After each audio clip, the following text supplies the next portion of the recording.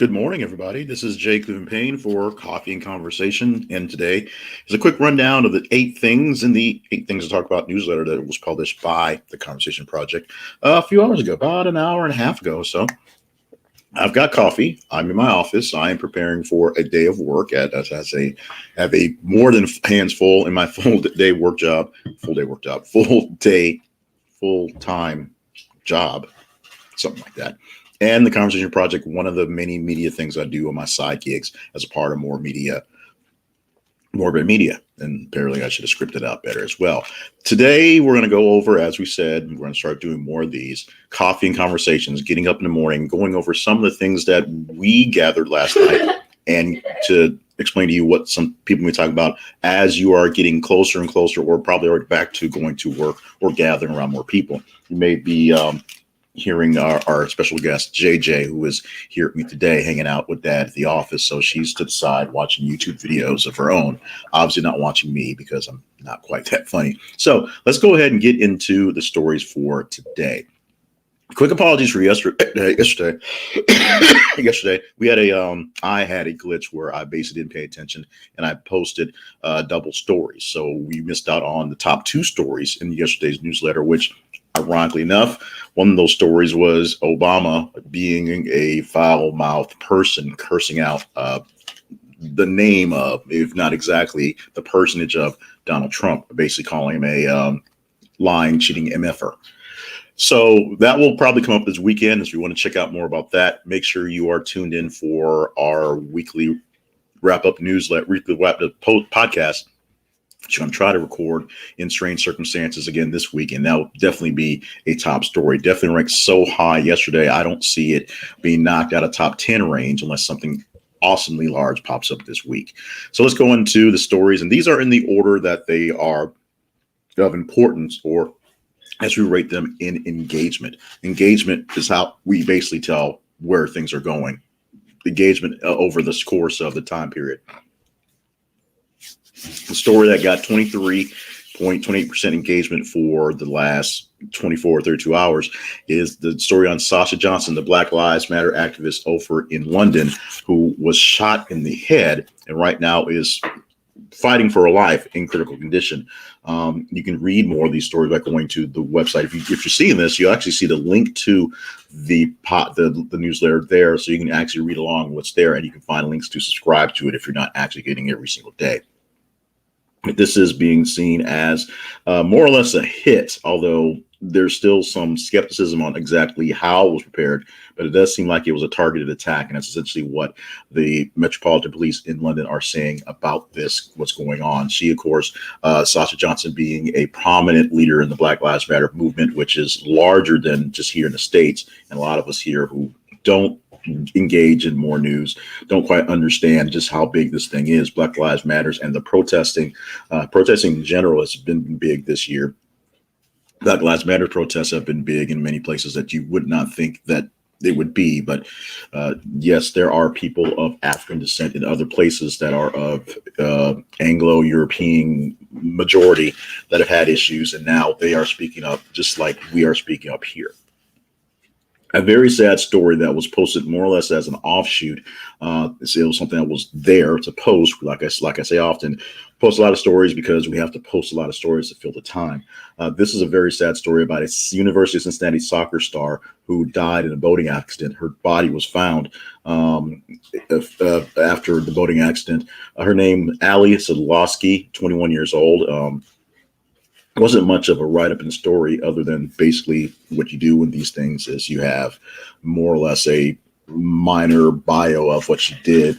She had a 4.0 GPA. She had all American honors. Her team loved her. Her friends loved her. Her families loved her. You can go to the website or go to the link that we have and see what's going on or read your email. The link is from thesun.com. For some reason, we had a lot of American news from the British tabloids. That's where it came up as, probably because it was tabloid-ish out there as well. Engagement on the day for that one, 17.87%, the number 2 story today. At number 3, I don't want to necessarily do it, number 3, new report of illnesses at Wuhan lab raises concerns over the origins of COVID-19. at 11.69%, not far off the other one. Market Watch is where we got this thing. But essentially, I woke up yesterday morning hearing news about the Wuhan virus, and I hate to say called Wuhan virus, the Wuhan lab, and the virus that was released from there, or at least started there, maybe not being such a magical eruption of the virus after all. They're not saying that it was released on purpose, as many people are wanting you to believe, but they are saying that there were some issues and some doctors who were actually hospitalized with the symptoms as early as November, when we were led to believe nothing really began to be an issue until December. We will go deeper into this one, learn more about this. More people are backing up on the fact that China knew a little more about this than they let on to, mostly because of things like this. Conspiracy theories aside, there's a lot of questions that need to be answered on this one, and this is one that's going to be baffling us for a while, and hopefully that one we can actually come together and decide to fix and figure out together. Bulletproof canceled following Noel Clarke's sexual misconduct allegations, and this has a 7.06% engagement. Insider.com is where we pulled the words from this, and this is a story that we've been updating on and on, mostly because we have to fill space, and mostly because it seems to be a big topic. This is a show I don't see. I have not seen Bulletproof on the CW, so I don't know much about the show and didn't really understand what was going on. I knew the show existed. I had some idea of Noel Clarke. I didn't realize it was actually a British show, and that we just, poured it over here for American audience on the CW and what was going on. And all these allegations were going over across the pond. That I didn't know. And this apparently is huge news because, he's been essentially canceled in the cancel culture sense for weeks now, and the story keeps popping up, and more allegations keep popping up.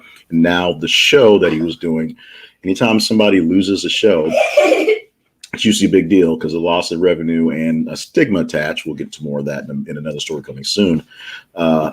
Is a big issue. You're losing revenue, losing a chance to get revenue, losing a chance to get money. Because of in your profession, it becomes a hard thing to do. So more details on the story, more details about Noel Clarke at Insider.com, where we pulled the stuff for this one.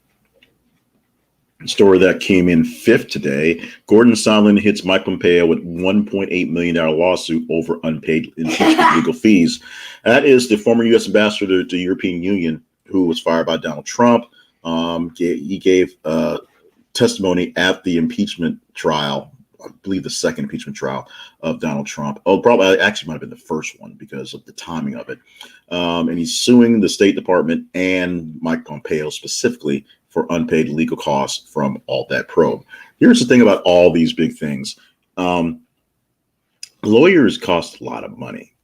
The one thing that I kind of regret about not doing a law school route was that good lawyers, charge lots of money for what seems like little bitty simple stuff, but it is what it is. And so even though this is a high power thing and nothing really came about from the impeachment other than a couple asterisks on Donald Trump's record, all the people that had to sit in front of the audience, senators and the House members, and just deal with the grilling that was a legal proceeding, had to pay for some sort of lawyer to help them through the process. You don't want to go there blind and just mouth off things that you don't want being said. That being said, $1.8 million seems like a lot of money, but this was a really big deal trial, so maybe it's on the cheaper end for all I know. However, he's trying to get a bit of it out of Mike Pompeo. We'll see if Mike Pompeo has the cash and if he'll find a way to get out of this deal as well. Governor Whitmer, that's Gretchen Whitmer of Michigan, was caught violating her own public health guidelines. She recently put down on some more health guidelines, although they are about to lift most of the capacity limits in June, and basically in July it'll be totally gone. But for May 15th, there was a listing that no more than 6 people can be seated together at a restaurant, and different groups must be separated by at least 6 feet. She went to a meal on last Saturday where she sat with 12 people all together, pushed together in pairs at a table in East Lansing. The picture was snapped, the picture got out, and now she is facing the backlash. This article also brings up the backlash from Gavin Newsom, the governor of California, who did something similar when he basically shut down all restaurants, then went to a big fancy dinner in Napa Valley. As we said, most of these restrictions are going away. Memorial Day being this weekend, a lot of things are being lifted for that, and a lot of people are releasing some stuff on that. And of course, President Biden wants us all hugging each other at our barbecues. So we're getting closer to that. There's expected to be a 70% vaccination rate by July the 1st. If that's the case, most things should be wide open at that point. And then at that point, it's a matter of personal safety and personal just preference. A lot of people will still keep wearing masks. I'll keep wearing masks to stores for a while. Just not that I'm afraid that I haven't spread it. And I know it's really against a guard against me affecting you. As says you affected me. I've been fully vaccinated, and in most cases things are fine. But we'll keep wearing them just more or less out of just for all practical purposes, just to be polite and not cause any issues. If someone has an issue with me wearing a mask, that's going to be kind of weird. I did talk about losing a livelihood. We're going to Kevin Spacey right now, who has a first film role since the big sexual assault allegations popped up a few years back, 2017 to be exact. When things went sort of haywire and we started digitally taking him out of movies, something that's going on a lot these days, apparently. The movie is called, I can't even pronounce it because it is, here it is. It in English, it's called The Man Who Drew God. In French version is called L'Amour chez des Dieux, which I'm sure is poorly there. It's going to star opposite Vanessa Redgrave in the film. Now, there's an update to this story that's a little bit that goes deep into detail what he's actually doing. Spacey, of course, gets to say he's glad to be back to acting, blah, blah, blah, blah, blah, blah. He hasn't been completely out of the spotlight because he's been popping up on YouTube and on other social media platforms with these little snippets of things, essentially going into character as Frank Underwood, his character from his Netflix show, which, of course, didn't get canceled, but he got killed in it because they had more time in a contract. So they killed him and let his TV wife continue to be the president, because that's how you get to be president. No, not to put any ideas in anybody's head. But this is something that's going to be weird. The last thing he was actually in was called Billionaires Boys Club in 2018. 2017, he had a part in Baby Driver. Like I said, he's been doing the Frank Underwood YouTube snippets for a few minutes. So that's going on as well. And the final story this day that we talked about, that's a really big water cooler story you might really want to share this, folks, especially if you're a football fan, is one that it took us a few days to actually put it up, because we saw snippets of it and then put it up late, and it did carry along to get something worth talking about here. At least you said worth talking about, because we only talk about stories you say are worth talking about. Waffle House sends Bears Daz Newsome waffle mix syrup after he was bummed to find out restaurant wasn't in Chicago. So new Bears wide receiver Daz Newsome did an interview to Chicago media and just talking about just life. Now that he's in the big league, what's going on. He's a native of Virginia, played at North Carolina. And one of the things that was kind of shocking to him was there was no Waffle House in Chicago. His quote, "I thought Waffle House was global. Where do you go when it's 24 hours and you want food at 3 in the morning, 4 in the morning?"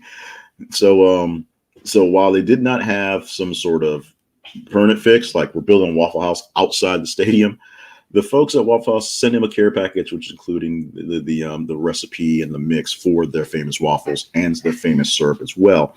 He thought it was a cool thing to get. I guess a big rookie perk. We'll see how well he plays in his first season as a Bear.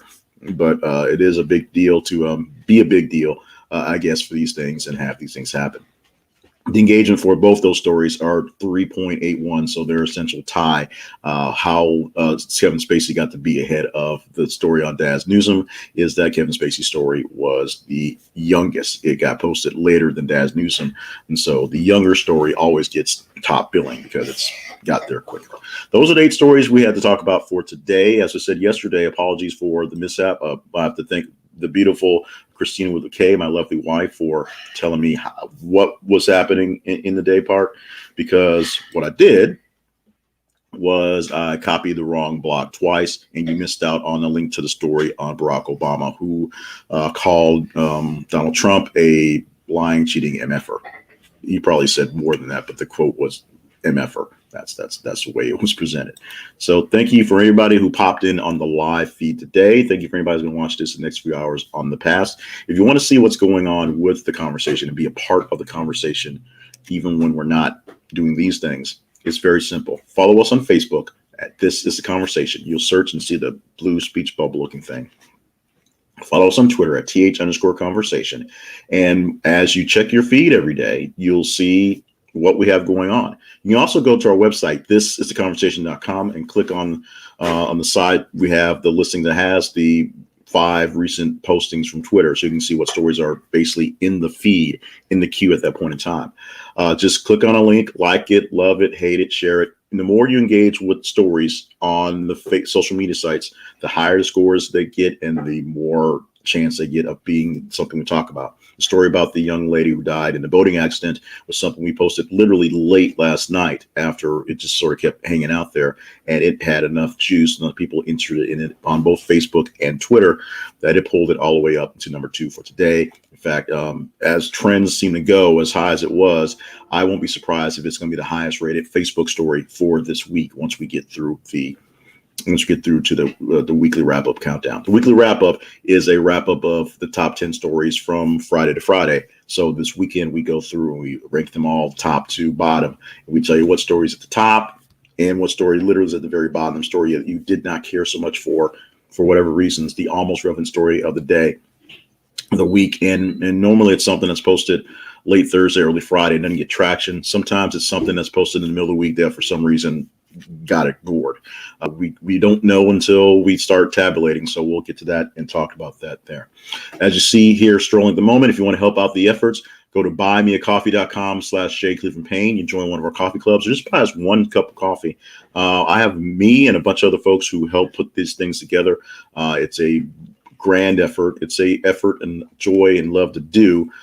For me, at least. For them, they get frustrated with me. So making sure that they're taken care of helps out. So buying us cups of coffee helps out. This is, like I said, I got coffee for my conversation here. If you're curious, I don't have the blend here. We're actually working on a conversation coffee blend for folks to either purchase or at least give out as gifts. And what I'm mostly drinking, believe it or not, this is coffee. The pot behind me is hot water. So I use to make oatmeal and soup and things like that throughout the day when I'm working. And the fastest, cheapest, easiest way to do coffee and not necessarily waste the whole pot is a squirt of that concentrated coffee, hot water and concentrated coffee. And I drink it black because I suffer like that. Anyway, thank you so much for joining us either live here. Hopefully you enjoyed it. Give us some details, some feedback, how we can do this thing better. Yes, the office needs to be clean. We'll work on that. If you're in the future, same thing applies. And yes, the office still needs to be clean. We'll still work on that. And also check out thisistheconversation.com, the home for the Conversation Project, where you can find links to follow us on our social media, join us in the newsletter, and see these things pop up periodically. In the meantime, I'm Jay Cleveland Payne, and JJ giggling on the side. Thank you so much. If we can time this thing out pretty well, we'll do it again tomorrow morning.